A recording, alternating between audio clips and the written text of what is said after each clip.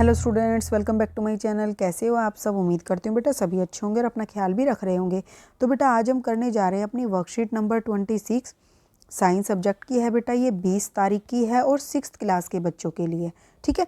जिसमें बेटा क्या कर रहे हैं हम, the living organism and their surrounding. ये हमारा चैप्टर चला हुआ था छुट्टियों से पहले भी, इसी को कंटिन्यू कर रहे हैं। इसमें कैरेक्टरिस्टिक्स ऑफ लिविंग बींग्स, तो लिविंग बींग यानी कि जो सजीव होते हैं उनकी क्या विशेषताएं होती हैं, क्यों हम उनको सजीव बोलते हैं, ठीक है। तो ये हम जानेंगे इसमें। तो सबसे पहले देखो स्टिमुली, ठीक है। स्टिमुली क्या होता है, जैसे कि हम आज इसमें जो टॉपिक पढ़ने वाले हैं वो है कि वो क्या करते हैं, एक्सक्रीट, मतलब कि जो लिविंग ऑर्गेनिज्म होते हैं उनमें एक्सक्रीटरी सिस्टम होता है, वो एक्सक्रीट करते हैं, वो क्या नाम है, रिप्रोड्यूस करते हैं, और वो क्या करते हैं, ब्रीथ करते हैं, और इसके अलावा वो क्या करते हैं, मूवमेंट करते हैं, ठीक है, मोशन होती है उनमें। तो ऐसे बहुत सारी विशेषताएं कुछ किसी में होती हैं, कुछ किसी में नहीं होती, लेकिन फिर भी हम उनको कहते हैं क्योंकि अधिकतर उनमें ये विशेषताएं पाई जाती हैं। और इसके अलावा जो होते हैं उनको बोलते हैं नॉन लिविंग, ठीक है। तो इसी को हम कंटिन्यू करते हैं। चलो बेटा, और अगर आपको मेरा समझाया हुआ पसंद आता है तो प्लीज़ वीडियो को लाइक शेयर जरूर करना।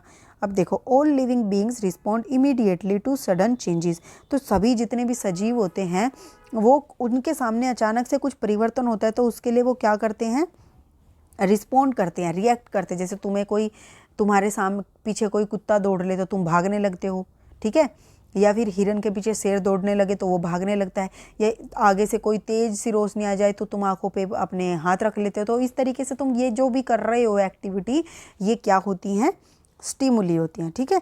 तो all living being respond immediately to the sudden changes, the changes that make us respond to them are called stimuli. तो बेटा देखो कि स्टिमुली क्या होता है, वो चीज़ें होती हैं, वो चेंजेस होते हैं, परिवर्तन जो होते हैं हमारे आमने सामने, और उसके कारण हम फिर कोई रिएक्ट करते हैं, रिस्पॉन्ड करते हैं। जिनको देखकर हम कोई रिस्पॉन्ड करते हैं, वो चेंजेस जो हो रहे हैं हमारे आसपास उनको हम बोलते हैं स्टिमुली, जिनको देखकर हम कोई अपना रिस्पॉन्स देते हैं, ठीक है। जैसे तुम्हारी मैम तुम्हें आवाज़ लगाए तो तुम एकदम से खड़े हो जाओगे, तो ये तुम्हारा क्या है, response.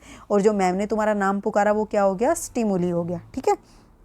For example, when all of sudden light flashes, animals और human beings respond according to their situation, ठीक है।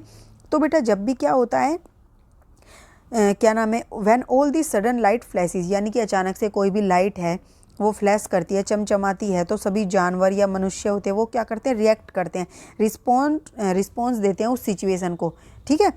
तो अभी हमने कहा जैसे तेज से रोशनी आएगी तो तुम अपनी आंखों पर हाथ रख लेते हो या अपना मुंह फेर लेते हो, देखते तो नहीं हो ना, ये तुम्हारा क्या है, रिस्पॉन्स। अब हम करते हैं इसका question, what happens to the cockroach when we switch on the light in the kitchen. तो जब हम बेटा स्विच ऑन करते हैं किचन में लाइट को, तो क्या होता है, जो कॉकरोच होते हैं वहाँ पर वो क्या करते हैं, वो इधर उधर भाग जाते हैं, ठीक है। लाइट को देखकर क्या करते हैं, कॉकरोच इधर उधर भागने लगते हैं, ठीक है। तो आप क्या लिखोगे कि व्हेन वी, यहाँ से लिखोगे when we switch on the light in the kitchen, the cockroach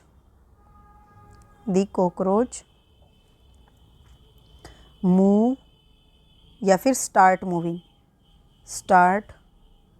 moving here and there, ठीक है, यानी कि इधर उधर भागना शुरू कर देते हैं। अब बेटा देखो यहाँ पर नेक्स्ट क्या है, डू लिविंग ऑर्गेनिज्म एक्सक्रीट। तो क्या जो लिविंग बीइंग ऑर्गेनिज्म होते हैं, सजीव होते हैं, क्या वो उत्सर्जित करते हैं, उत्सर्जन करते हैं। उत्सर्जन क्या होता है, एक्सक्रीट क्या होता है कि जो भी हमारे वेस्ट होता है बॉडी के अंदर उसको बाहर निकालते हैं, ठीक है।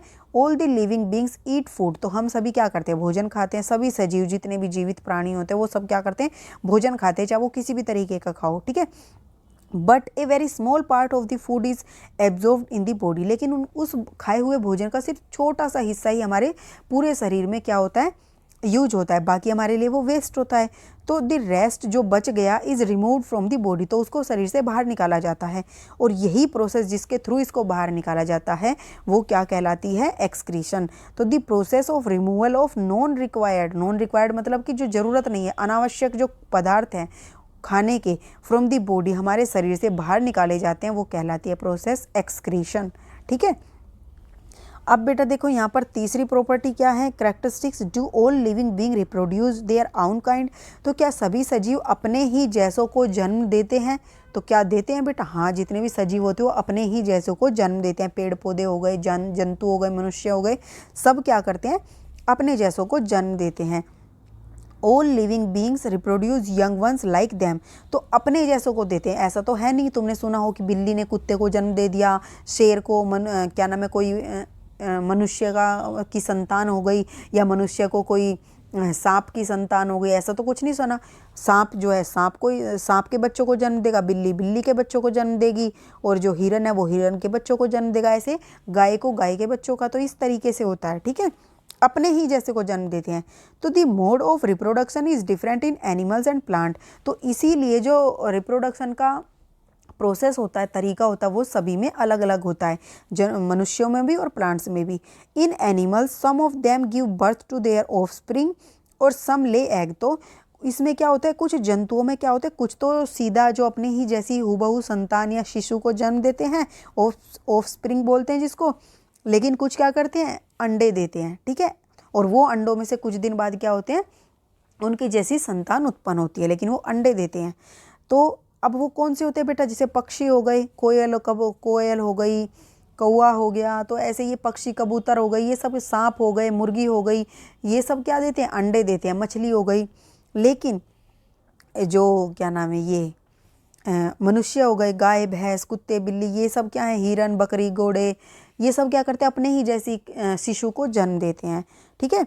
फॉर एग्जाम्पल जो पक्षी हैं वो अंडे देते हैं इन प्लांट्स, और जो पौधे होते हैं वो अपने ही जैसे क्या नाम है, बीजों के द्वारा पौधे को जन्म देते हैं। As the through part of other seeds, ठीक है, और अदर देन सीड्स, यानी कि जो कुछ पौधों की टहनियों से ही वो पौधा बन जाता है, ठीक है। फॉर एग्जाम्पल पटेटो, यानी कि पटेटो जो होता है वो उसके तने से बन जाता है पौधे के। अब यहाँ पे तुमसे बेटा एक क्वेश्चन पूछा जाएगा, ठीक है, तो देखो वो क्वेश्चन क्या है, name 3 living organism each who lay eggs and who give birth to their offspring, तो आपको 3 लिविंग ऑर्गेनिज्म के नाम बताने जो अंडे देते हैं और जो क्या करते हैं, बर्थ देते हैं टू ऑफस्प्रिंग। तो देखो, तो आप क्या लिखोगे बेटा, यहाँ पर आप लिखोगे कि देखो यहाँ लिख रही हूँ मैं, दी living organism, the living organism, ORGANISM, the living organism who ले एग, ठीक है। तो वो कौन कौन से हैं, आर, कौन कौन है बेटा, वो बर्ड, ठीक है, और हैन मुर्गी हो गई, और उसके बाद कौन हो गया बेटा, फिश मछली हो गई, स्नेक हो गए, ठीक है। उसके बाद फिर दूसरा पॉइंट है इसमें, the living organism who give birth to their offspring, ठीक है। ये ऑफस्प्रिंग को जो देते हैं उसमें कौन कौन आ गए, ह्यूमन बीइंग्स आ गए, जैसे कि ह्यूमन बीइंग्स, और उसके अलावा बेटा कौन कौन होते हैं, काऊ लिख सकते हो आप यहाँ पर, काऊ हो गए, बफेलो हो गए, ठीक है, बफेलो हो गए, और इसके बाद क्या हो गया, डियर हो गए, ठीक है। तो इस तरीके से एक्सेट्रा आप यहाँ पर लगा दोगे, कैट लिख सकते हो, डॉग लिख सकते हो, तो ये आपका इसका आंसर हो गया। नेक्स्ट देखो बेटा यहाँ पर क्या दिया हुआ है, is movement required by all the things, तो जितने भी सजीव होते क्या उन सभी के लिए मूवमेंट जरूरी होती है, क्या गति जरूरी होती है?